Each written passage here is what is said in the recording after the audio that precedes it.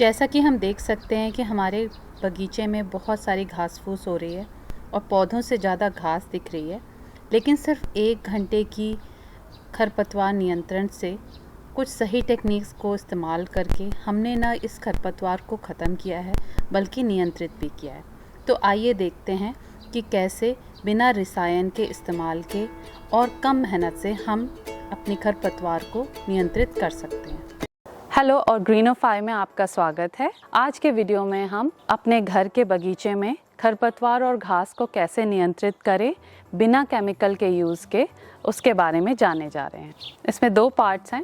पहला है कि खरपतवार का नियंत्रण या घास फूस का नियंत्रण, और दूसरा पार्ट है कि केमिकल फ्री। खरपतवार का नियंत्रण इसलिए कह रहे हैं क्योंकि उसको हम पूरी तरह से ख़त्म नहीं कर सकते। तो जैसे घर की सफाई, आप कितनी भी सफाई कर लें लेकिन धूल दोबारा से जम जाती है, उसी तरह से अगर आप सारी खरपतवार, सारी घास हटा भी दें, तब भी मिट्टी के अंदर बीज होते हैं घास फूस के और हवा में होते हैं, जिससे वो घास दोबारा से आ जाती है। तो उसको सिर्फ एक बार सफाई नहीं चाहिए, उसको लगातार सफाई करनी पड़ती है। लेकिन अगर हम अच्छे से प्लान करें तो हम इस काम को कम मेहनत से स्मार्टली कर सकते हैं।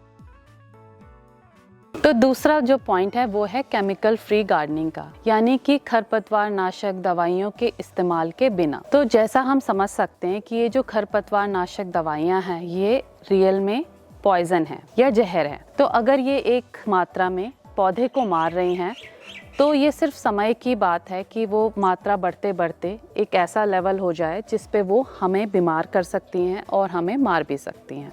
और हम देख रहे हैं कि आजकल जो कैंसर है या न्यूरोलॉजिकल डिसऑर्डर्स हैं या बच्चों में जो डेवलपमेंट के डिलेज़ हैं, वो सब बहुत ज़्यादा बढ़ गए हैं और वो इन्हीं केमिकल्स की वजह से बढ़े हैं। और ये केमिकल्स हमें ही नहीं मार रहे हैं, बल्कि जो आसपास की जो मिट्टी में जो कीड़े हैं, जो अच्छे कीड़े हैं, जैसे कि अर्थवर्म है या फिर मधुमक्खी है, मीली बग है, इन सब कीड़ों को भी वो मारते हैं। चिड़ियों को और जो आसपास की और जीव जंतु हैं उनके लिए भी ये खतरा है। तो आगे बढ़ने से पहले हम देखते हैं कि खरपतवार या वीड की परिभाषा क्या है। तो वीड्स वो सारे पौधे हैं जो कि वाइल्ड ग्रो करते हैं, यानी बहुत तेज और बहुत ज़्यादा मात्रा में उगते हैं, और वो वहाँ पर उग रहे होते हैं जहाँ पे उनकी ज़रूरत नहीं होती है, और वो जो हमारा मेन जो पौधा है उसके साथ compete करते हैं सूरज की रोशनी के लिए, न्यूट्रिएंट्स के लिए, पानी के लिए और जगह के लिए। तो पहला पार्ट है कि वो बहुत तेज़ी से और बहुत ज़्यादा उगते हैं। दूसरा पार्ट है कि वो वहाँ पर उग रहे होते हैं जहाँ पे उनकी ज़रूरत नहीं होती है। तो अगर हमारा लॉन है जिसमें हमने एक तरह की घास लगाई है और अगर उसमें दूसरी घास आ गई है तो उसको भी खरपतवार या उसके लिए वीड कहा जाएगा। जो तीसरा पार्ट है वो ये है कि वो उन जो हमारा मेन पौधा है उसके साथ कंपटीशन में रहते हैं और धूप, पानी, न्यूट्रिएंट्स और जगह के लिए compete करते हैं। अब हम देखते हैं कुछ कॉमन तरह की वीड्स।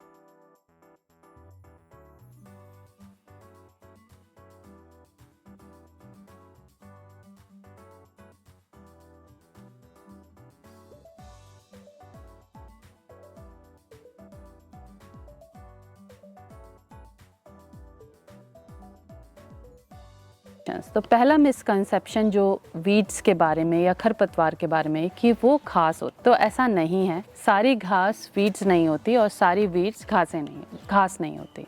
और इसका सबसे आसान जो उदाहरण है वो है हमारा गेहूं और धान की जो फसल है, वो भी घास की ही फैमिली से आती है और वो वीड नहीं होती। जो दूसरा मिसकंसेप्शन है वो ये है, ये खाने योग्य नहीं होती और इनमें कोई वैल्यू नहीं होती, लेकिन ऐसा नहीं है। तो अगर हम देखें ये घास, जिसको दूब घास भी कहते हैं हिंदी में, इसका साइंटिफिक नेम है साइनोडोन डेक्टाइलॉन, इसमें भी मेडिसिनल वैल्यू होती है। इसके अलावा डेंडिलियन, जिसके बीज को या फूल को बच्चे हवा में उड़ाते हैं, इस पौधे के फूल, पत्तियाँ और जड़ें, इन तीनों में मेडिसिनल प्रॉपर्टीज़ होती हैं। इसके अलावा ये जो तीसरी घास है, इसको इंग्लिश में ग्राउंड आइवी कहते हैं। इस घास में विटामिन सी की मात्रा काफ़ी ज़्यादा होती है और इसको एक समय पे स्कर्वी रोग के नियंत्रण के लिए इस्तेमाल किया जाता था। इसके अलावा अगर हम देखें तो जो ये पौधा है जिसको बथुआ भी कहते हैं या पिगवीट चिनोपोडियम एल्बम कहते हैं, ये गेहूं में होता है और इसको हम सभी जानते हैं कि ये स्वादिष्ट होता है और इसे खाया जाता है और इसे रूमेटिक पेन्स के इलाज के लिए भी इस्तेमाल किया जाता है। टूल्स एक ऐसी चीज़ है जो कि गार्डनिंग में, खरपतवार नियंत्रण में हमें इतनी ज़रूरी नहीं लगती, लेकिन ये असली में बहुत ज़रूरी होते हैं। तो कुछ कॉमन टूल्स जो हमें चाहिए होते हैं खरपतवार नियंत्रण के लिए, वो है खुरपी या हो, और हम बड़ी हो भी ले सकते हैं जिसमें एक बड़ा हैंडल हो, लंबा हैंडल हो और हम खड़े होके भी घास निकाल सकते हैं। छोटी खुरपी के साथ हमें एक छोटा बेंच चाहिए रहेगा या इस तरह का जो नीलिंग पैड है वो चाहिए होगा, ताकि हम अपनी कमर को बिना झुकाए घास को निकाल सकें। इसके अलावा एक छोटी बाल्टी काम में आ सकती है घास उठाने के लिए या फिर पानी डालने के लिए मिट्टी में। और एक और बहुत ज़रूरी चीज़ है वो है दस्ताने या ग्लव्स, जो कि गार्डनिंग के लिए हों स्पेशल। और ये हमें इसलिए ज़रूरी है क्योंकि जो मिट्टी है उसमें कुछ माइक्रो ऑर्गेनिजम्स हो सकते हैं, जीवाणु हो सकते हैं जिनसे हमें एलर्जी हो सकती है अगर ये हमारे स्किन के अंदर घुस जाएं या हमारे नाखूनों के अंदर चले जाएं, तो हमें ये ग्लव्स पहनने ज़रूरी हैं।